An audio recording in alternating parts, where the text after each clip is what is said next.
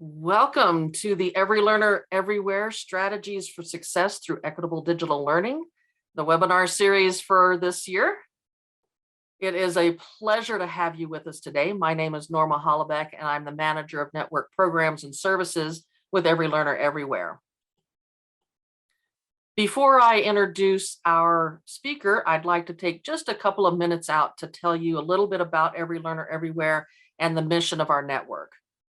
Every Learner Everywhere is a collaboration of 12 higher education organizations with expertise in evaluating, implementing, scaling, and measuring the efficacy of digital learning and its integration into pedagogical practice. Every Learner Everywhere is one of 3 solution networks sponsored by the Bill and Melinda Gates Foundation. Here at Every Learner, we work with colleges and universities to build capacity among faculty and instructional support staff to improve student outcomes with digital learning. Our mission is to help institutions use new technology to innovate teaching and learning with the ultimate goal of increasing student success, especially for first-generation college students, poverty-impacted students, and students of color. A quick housekeeping note: throughout this presentation, we welcome your questions in the Q&A or in the chat sections. If a participant raises their hands, however, during the presentation, we will not be able to unmute you. However, we will be monitoring the Q&A and chat, and we'll be giving those questions to our guest. As a biology professor and a recovering dean, I'm excited about today's discussion, an equity-first approach to post-secondary digital learning. Our speaker today is Dr. Aireale Rodgers, founding director of the Transgressive Teaching Collaborative, LLC, and a postdoctoral fellow at the University of Wisconsin-Madison. Dr. Rodgers is a learning scientist of higher education whose research agenda explores how people and organizations learn and how educators can better facilitate learning that advances critical race consciousness for faculty and students in post-secondary institutions. She is currently iterating the Equity First framework for digital courseware, a set of 6 considerations for designers and instructors seeking to leverage courseware as a tool to support equitable and just student learning.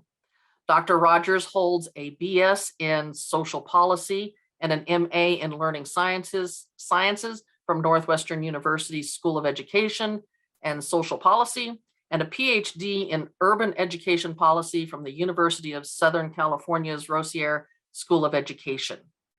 I will now hand it over to Dr. Rodgers. Awesome. Thank you so much. It's such a pleasure to be here with everyone today.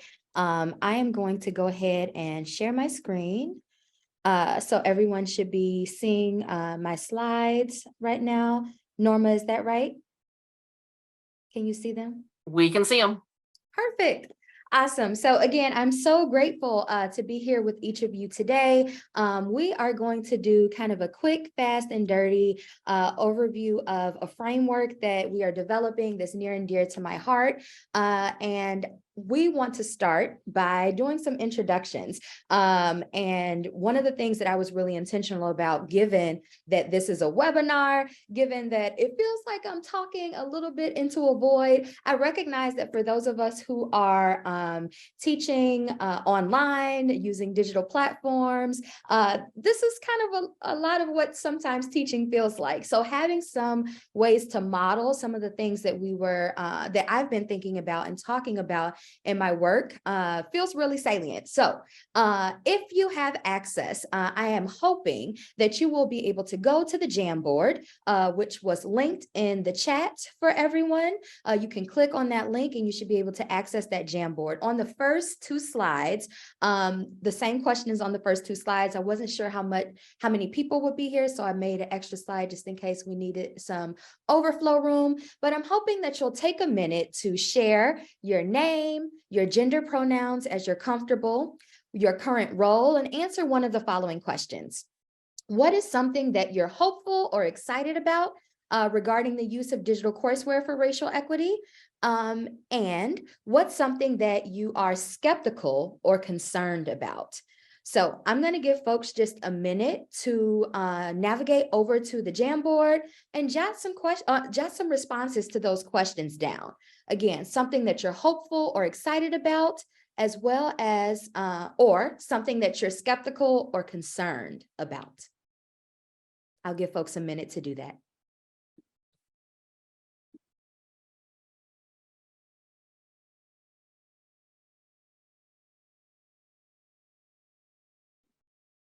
I see some good activity. As a reminder, you can use the text feature, you can draw something, you can use sticky notes, whatever feels good to you. We're just taking one more minute to introduce ourselves and answer, share a little bit about what makes us hopeful or excited or skeptical and concerned about the use of digital courseware.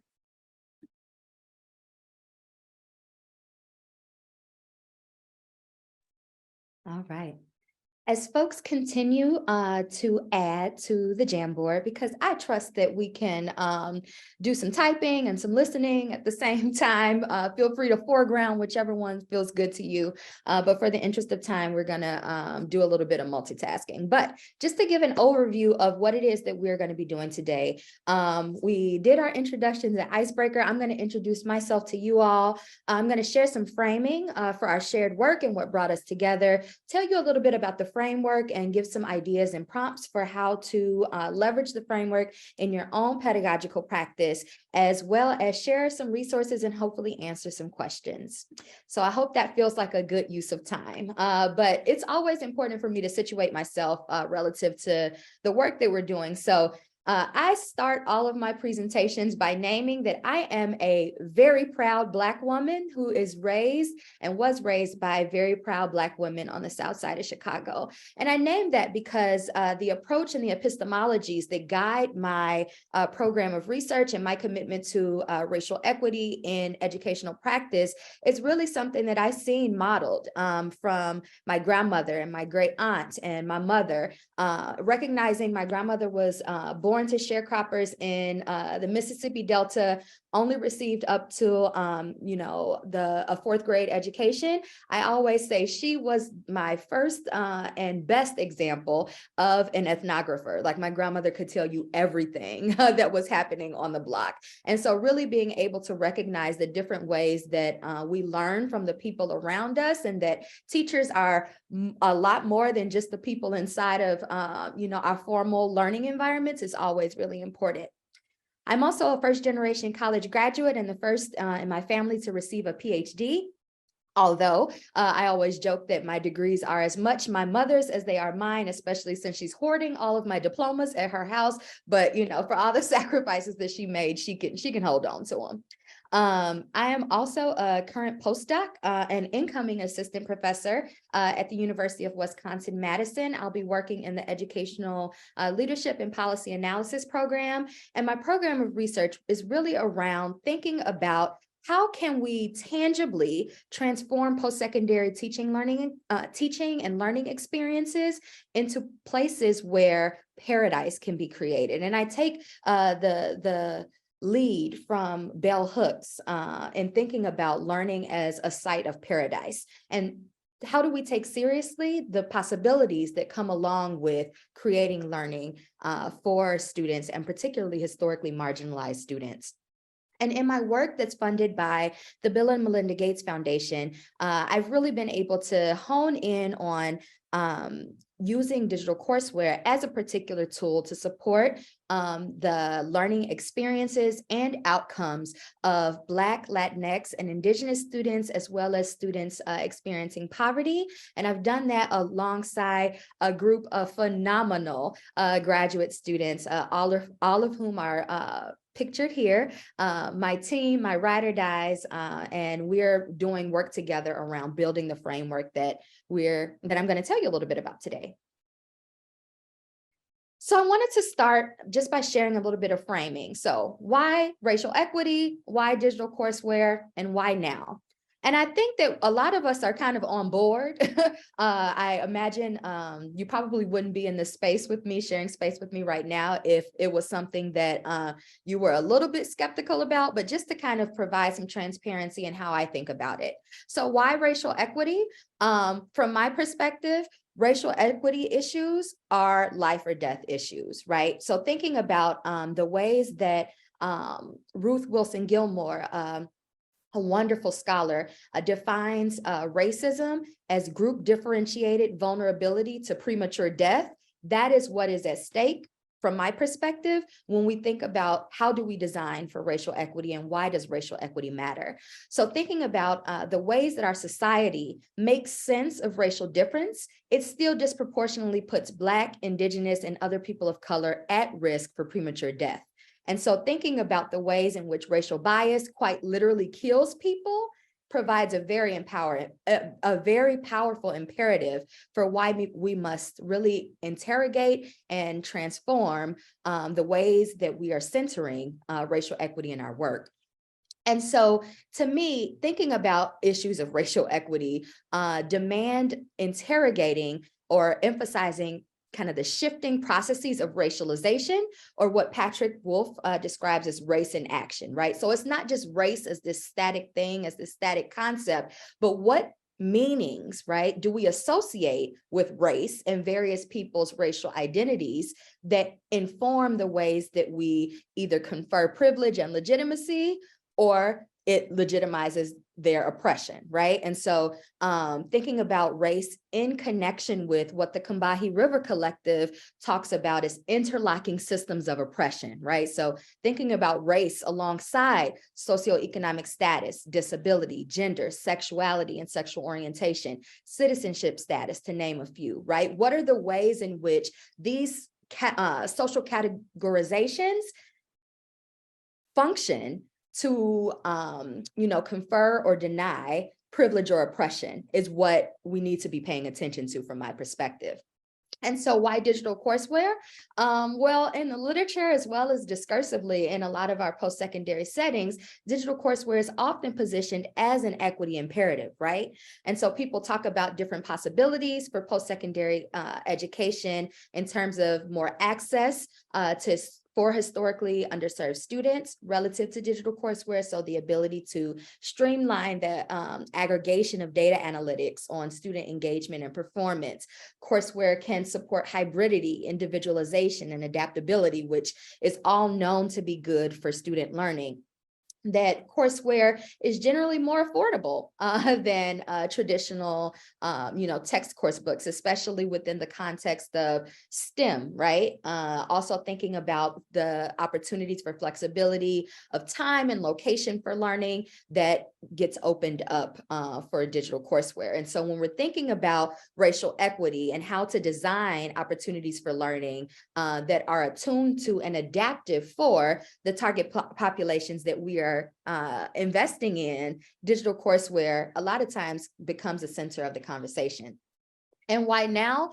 Because we know that digital courseware and digital learning more broadly, a lot of people are saying is here to stay, right? And so the shock to the educational system that was COVID-19 and the implications from the still ongoing pandemic, right, are providing inroads. I love, there was an article that talked about, the pandemic as a portal, right? And thinking about the ways in which COVID-19 created opportunities for us to rethink what our lives and what our societies can be. And I think that digital learning is now part of conversations that it was not before, right? And so now is an opportunity to really take the time to build the infrastructure for a system that can actually do what we need it to do in really intentional ways.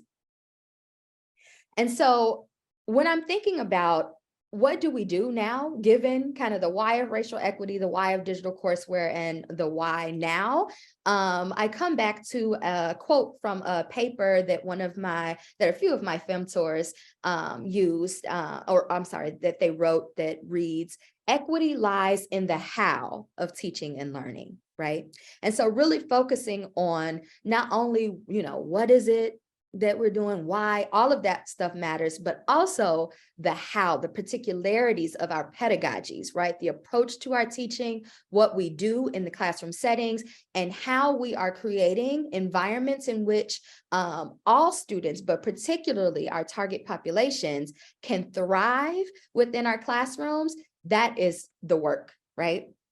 And so when it comes to when it comes to digital courseware, we at the Transgressive Teaching Collaborative are thinking about a key opportunity, right? So this idea of learning in post-secondary education broadly, but particularly within the context of digital learning platforms, the theoretical and epistemological foundations, right? So the theories of learning, the values, the purpose, right? About how to construct and produce knowledge are often left implicit in digital courseware, design and the implementation, right? And so two of the questions that we're really trying to interrogate is, which theories of learning guide our technological design and guide our pedagogies, right?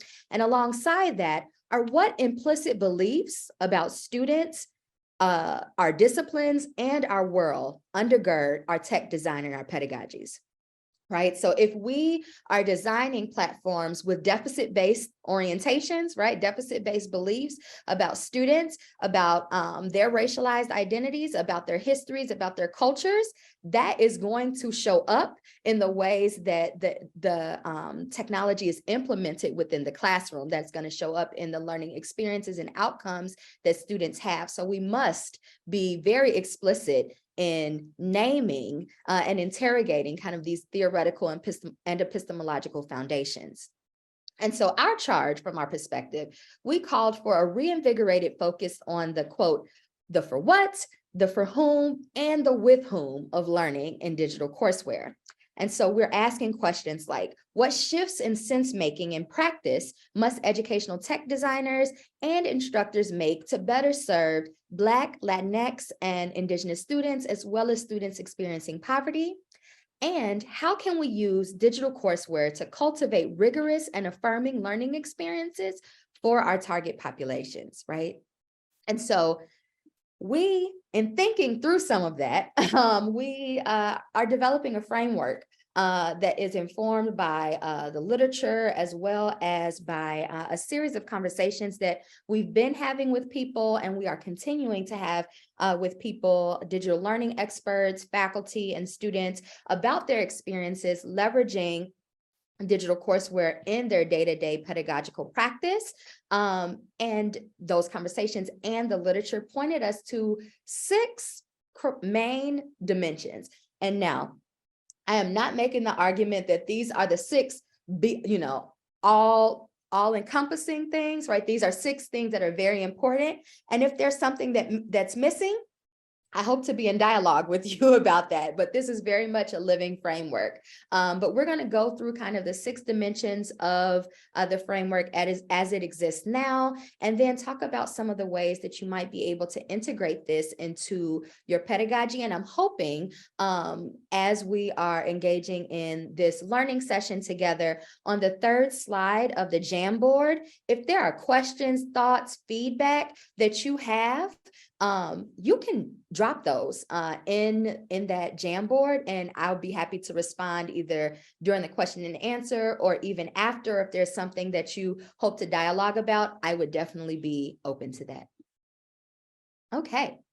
So the thing that we wanted to kind of start with today is the importance of critical consciousness raising, and really thinking about the idea of critical consciousness as a key learning outcome for not only, one course within higher education, but as the purpose of learning in higher education. And we take the definition of critical consciousness from Paulo Freire, who describes it as learning to perceive social, political, and economic contradictions and to take action against the oppressive elements of reality, right? And so thinking in privileging critical consciousness raising as a tangible and not a tangential, but central, right? Learning outcome of the coursework that students engage in post-secondary education really leads us to really transform kind of what is the goal of learning. So, right, the goal of learning is directly then related to the liberatory role of pedagogy and its ability to address real world consequential problems, right?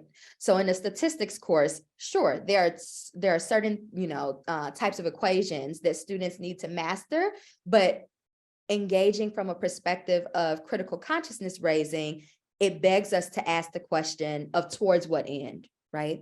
So if students can perfectly complete this problem set, that is wonderful, but also towards what end, right? What are students to do with this information? So some questions that we might be able to kind of interrogate or ask ourselves as we're thinking about embedding critical consciousness raising in the ways that we're not only designing our courses, but also designing our courses, but also implementing and assessing mastery in our courses are kind of what is the origin story of the field that your students are exposed to through your course, right? Where does the story start? Where does power lay, right, within that story?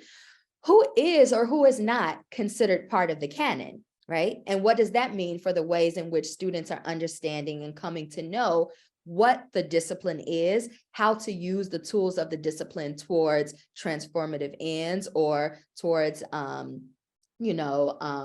continuing a status quo, right? And who are your students becoming by interacting with you as an instructor and by interacting with your course, right? If we're thinking about learning, Chris Gutierrez, a learning scientist, also, often talks about learning as the organization of possible futures. And I love that so much, right? It's not only this rote kind of memorization or mastery of particular subject matter, it's those things that then are contributing to also the becoming, students becoming.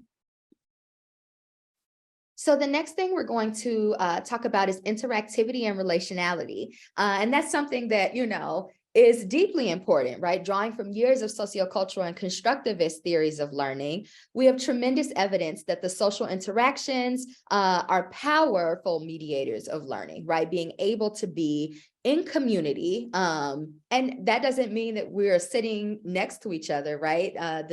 The digital learning platforms have raised that for us, right? That being in community in expansive ways can afford learning. And so particularly interactions between faculty and students have important potential to support learning, especially for students of color, right? And so being able to be attentive to the importance of faculty-student interactions that the empirical literature in higher education point to really emphasizes the need for interactivity and relationality. However, this can have deleterious effects when courseware limits or forecloses direct instructional interaction, right? Whether that's between the faculty and the students, or I'm even thinking about interaction and relationality between students themselves, right? How do we create bonds and intellectual kinship within the students that are in our class? So when we're thinking about ideas for application relative to that dimension, some things come to mind for me. So set some community commitments with your students for how you all will learn together in the course, right? Thinking about the types of relations that you all are going to privilege together throughout the academic term. Invite students to create e-introductions, right, before the start of the course using a platform like Vimeo. I did that in a course that I taught online with master's students, many of whom were living in different states, had never met each other, but it was a fun way to be able to have a personalized introduction and really humanize not only each other, but humanize myself as the instructor in that space. Facilitate study buddies or group sense making, right? Create opportunities for students to be in intellectual kinship with each other. And that if you have a synchronous class, create opportunities for students to be in community with each other and in community with you during the class session, right? We know for a lot of times we might have office hours, but folks' availability don't always align with when our office hours are, depending on commitments outside of school, or even the ways in which we might open ourselves up to be, welcoming to students. Sometimes it's just an intimidating experience, right? So designing the time that you have together with that in mind is also really important. So I'm going to move on in the sake of time. One thing about academics, we like to talk, so I'm trying to keep myself on pace here. But we're going to move on to individualization and differentiation. And so really thinking about this dimension, differentiation is a process of tailoring one's pedagogy or course content, instructional approach, and assignments to meet learners' individual needs, right? And oftentimes when I talk about differentiation and individualization with people, it's like, well, Aireale, I ain't got time. I got 30 students in my class. I ain't got time to think about 30 different assignments, right? And I appreciate and I honor the labor that, true differentiation takes. And I think that there are ways to kind of meet in the middle, right? I don't think it's actually a good use of anybody's time to have 30 different assignments, but there are ways to partner with students and be in community with students to create opportunities that allow them to express their unique brilliance in the course. And so key to individualization and differentiation is having the tools and the knowledge of how to be adaptable. And sometimes, given the time constraints, given the labor that faculty have in a variety of different contexts, adaptability sometimes is not at the top of our priority of our list of priorities. But I think that it should be, and I'm arguing that it should be. Because adaptability is an equity imperative. And so really thinking about ideas for application around differentiation, I take inspiration from Professor Dr. Tomlinson, who talks about individualization and differentiation as having 4 key categories. So first, course content, right? So thinking about varying the ways that you present your materials. So if all you do is lecture, okay, well, what does that mean for folks who don't learn best, from lecture, right? Being able to have some adaptability there and some flexibility is important. Making sure that everything that you use in your courses are accessible to all of your students is really important. Brainstorming ways to integrate what students want to learn in your curriculum. So one of the things that I do with my students every academic term is I ask them, what excites you, right, about what we're going to be learning together? What questions do you have? What curiosities or wonderings do you have? And I try to plant seeds throughout the semester, being responsive to that, right? So process, rethink how you gather information about student accommodations. And actually, we're going to come back to that in the accessibility section. But also think about examining course policies around attendance or late works in terms of privilege and marginalization. So if you have a super strict attendance policy, who does that privilege or who does that marginalize, right? If you have folks who are caretakers of little ones or, beloved elders, how might we be able to be responsive to that? If you have folks who work in addition to going to school, right? How do certain strict policies differentially, privilege or marginalize folks? In terms of products, right, the products that students are creating in our courses, interrogate what counts as knowledge and mastery in your course, right? Is it mastery only completing this problem set, right? Or is it being able to apply the idea to a real world scenario? Is it only an essay, right? 5 to 10 page essay, or is there an opportunity for someone to script a podcast episode, right? So thinking about the products and how we might be adaptable in that way can be really powerful for students as well.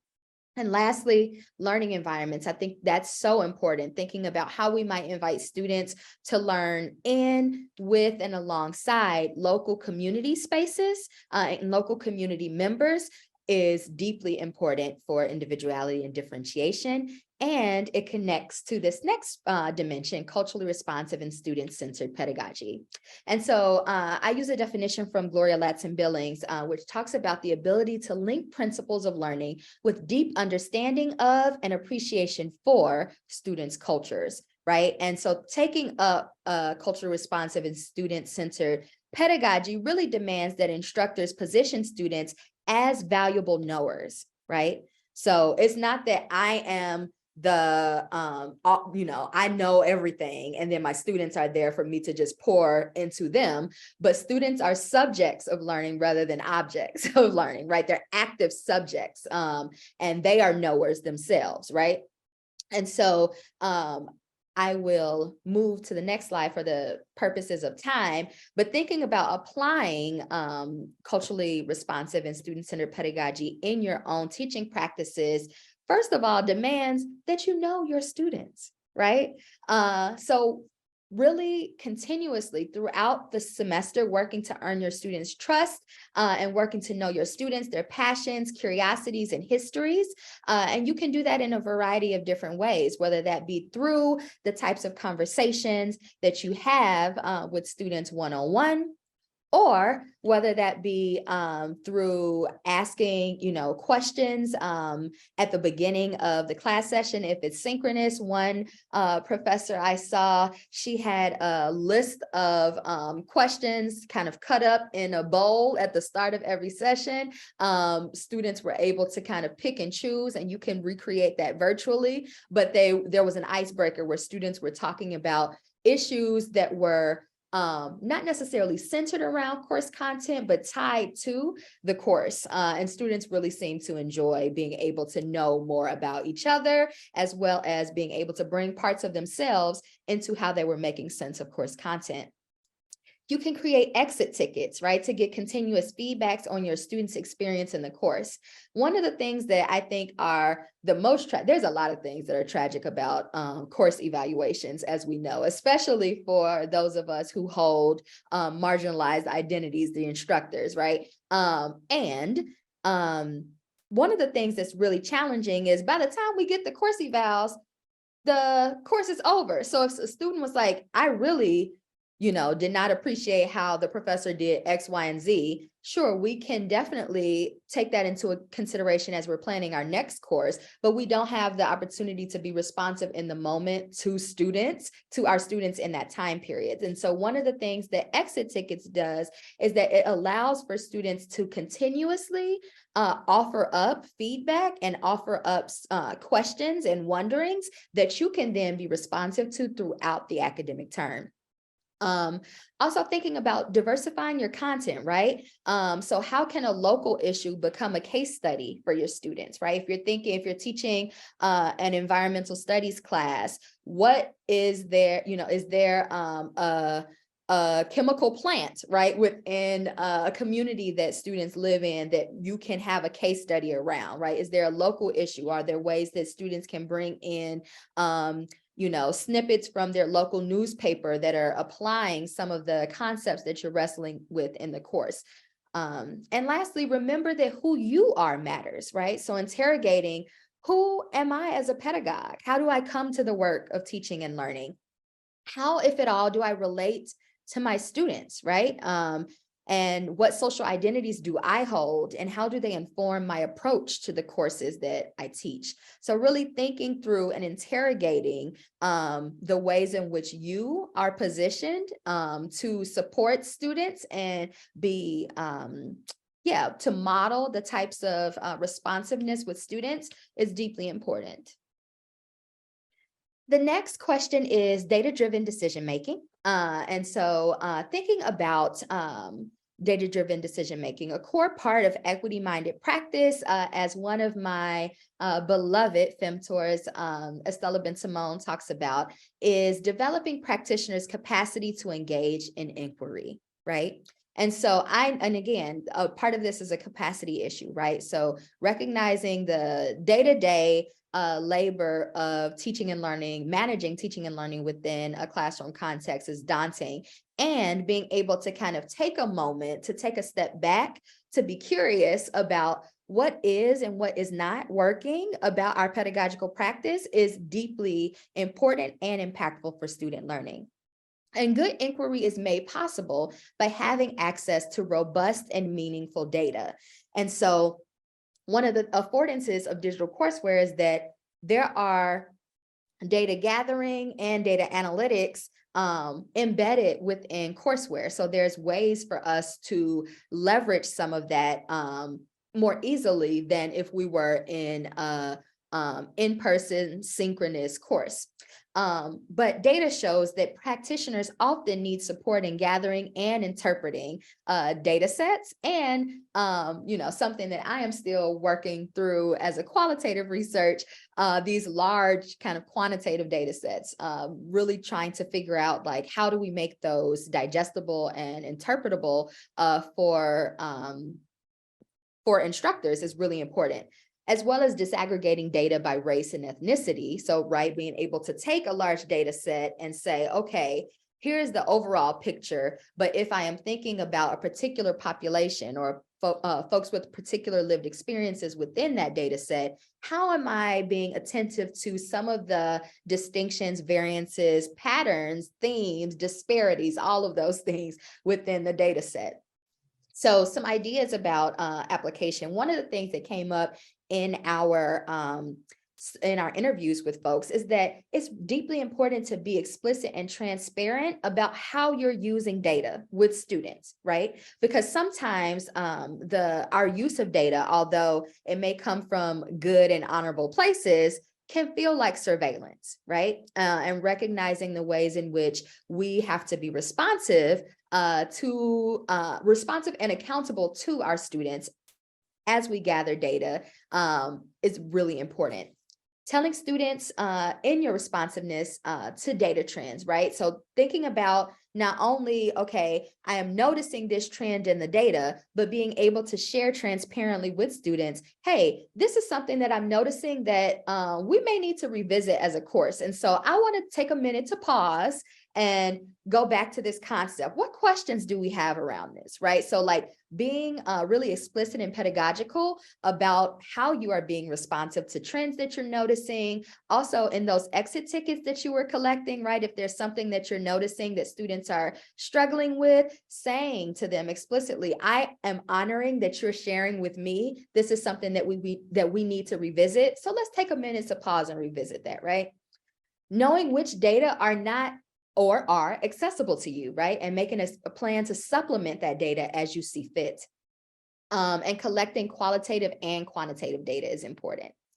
Making sense of data in your in asset-based ways, right? So if you are collecting data and you see a trend where there's a certain population that may be struggling with a particular concept, that we're not leaning on deficit-oriented notions of why that is, right? When we're making sense of why, what the why is, that we're not placing blame or shame on students, but rather we are taking accountability for what we need to do differently to create space for that shift to change.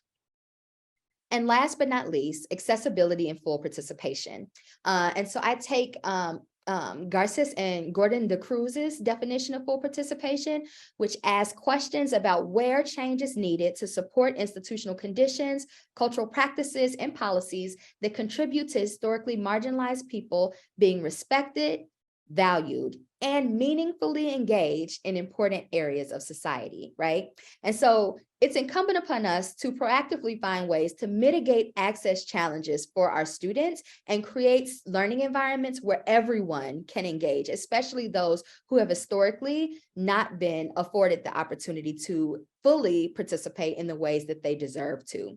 So first, some things to think about relative to that is familiarizing yourself with campus and community-based resources for students, supporting disciplinary identity development, right? So if you are teaching a statistics course, really supporting students. Students aren't only doing statistics, students are becoming statisticians, right? If you are teaching students biologists or biology, how do we support students in coming to think of themselves as becoming biologists, right?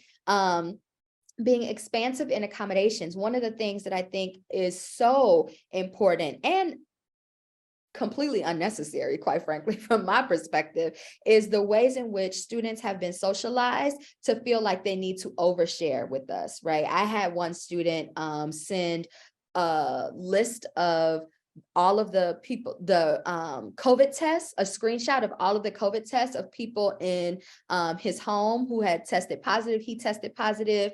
He sent doctor's notes, all of these things. And it's like, I trust you, honey. Like, you do not have, I don't need all of that from you. What I need to know is, what do you need from me to support you, right? Shifting the propensity for surveillance technology is really important.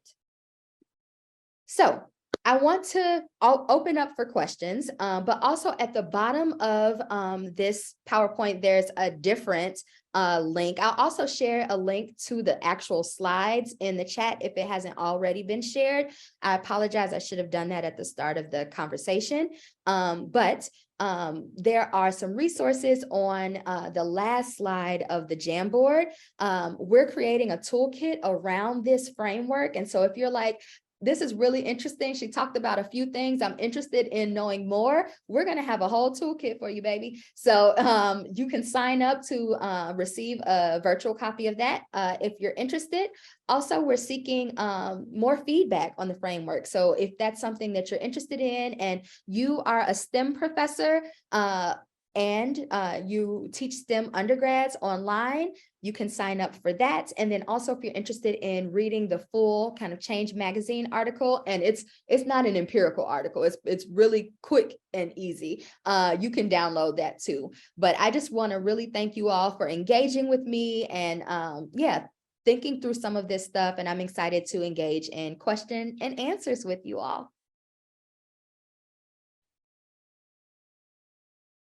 Thank you, Aireale. That was really wonderful.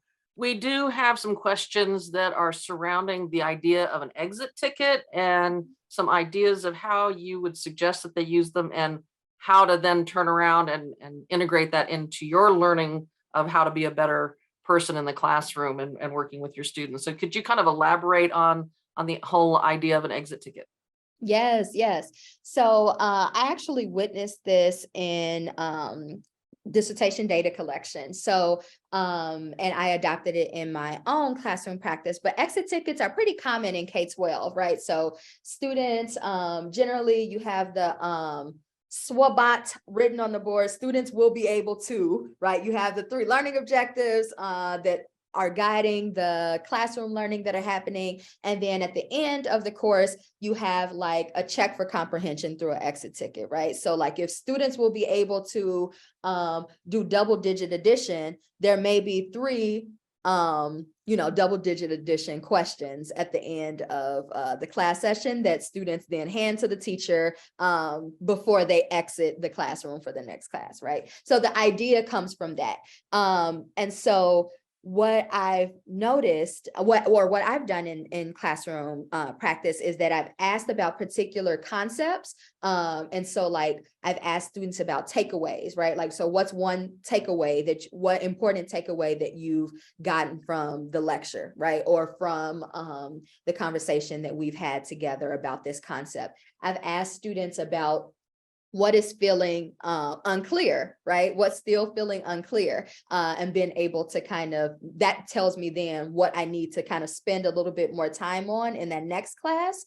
I've also asked students or given students the opportunity to tell me what's something you would like me to know, right? And that could be literally anything. I've had students, tell me that they're going to have to miss class the next week. I've had one student tell me, I need you to know that I'm pregnant. And so when I have my camera off, I'm likely experiencing morning sickness. It's not that I am not, engaged, so like just having opportunities. I've also had students to tell me, I want you to know that like you're doing a good job, or I want you to know that whatever, right? So just creating space for students to provide continuous feedback, but also for you to gain some data and some insight on what is exciting students and what is confusing students, so you know where to spend energy in the following classes. I hope that's helpful. I think it was.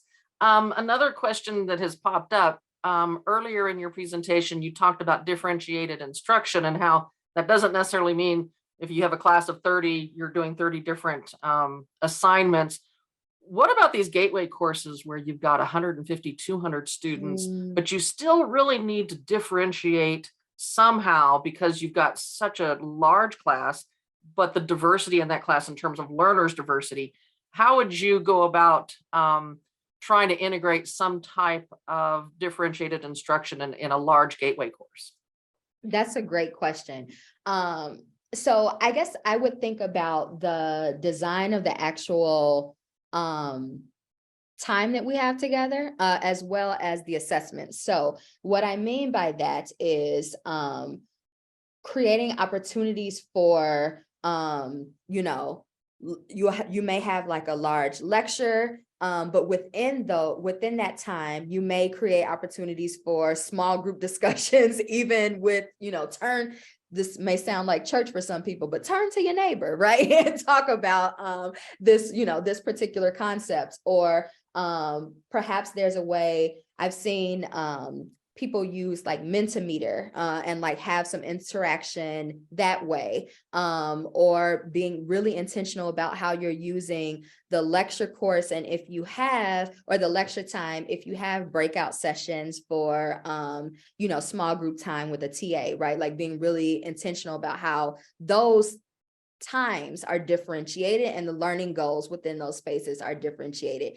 Also, I think in those large lecture classes, it's really important to think about how you are designing and implementing assessment. So, right. So like if you can have a large lecture course, do all of the things that we've been talking about, but if it comes down to whether or not you can pass this one or these two big exams, some students are going to be screwed, quite frankly, right? And so really thinking about like, how am I designing the assessments in ways that capture a variety of different ways of mastering the content, and then how am I weighting those assessments appropriately such that, students who write really good essays are not privileged over students who are able to like verbalize or like talk through really complex issues, right? So those are some of the things that I'm thinking about. I see Patty has a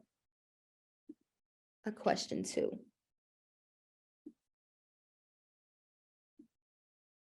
So she says, I see in last week's webinar, Brian Dewsbury, I love him, provided research demonstrating that cutting content and focusing the class on skills versus content coverage better prepares students in STEM for subsequent classes in the discipline. Is this a strategy that you've encountered in your own research? I really appreciate that. So I haven't necessarily analyzed the data in a way that in my data, right, in a way that would reveal that, but intuitively that completely makes sense. Focusing on again, that SWABOT at the top of the board that we use in K-12 classrooms, right? Being able to properly identify what students will be able to do.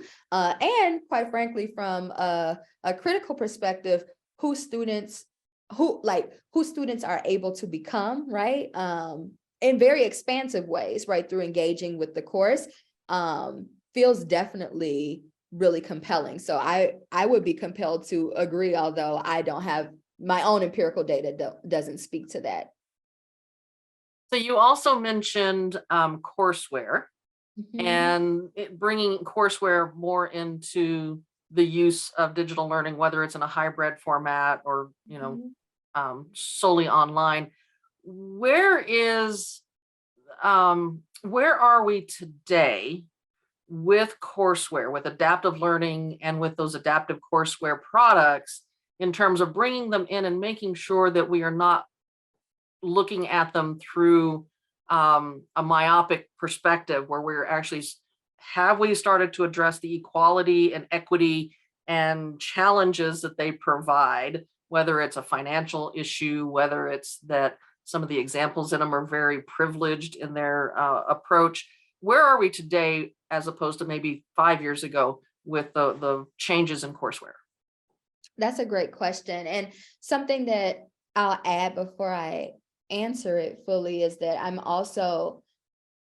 am wrestling with not only where are we, but also where are we going? Especially, I think about the socio-political context and, the fact that state governments are trying to criminalize race talk, right? Trying to criminalize some of the things that we are trying to create opportunities to lean into, right? That we think to be very generative and foundational to students' understanding and engagement in our social world are quite literally being criminalized.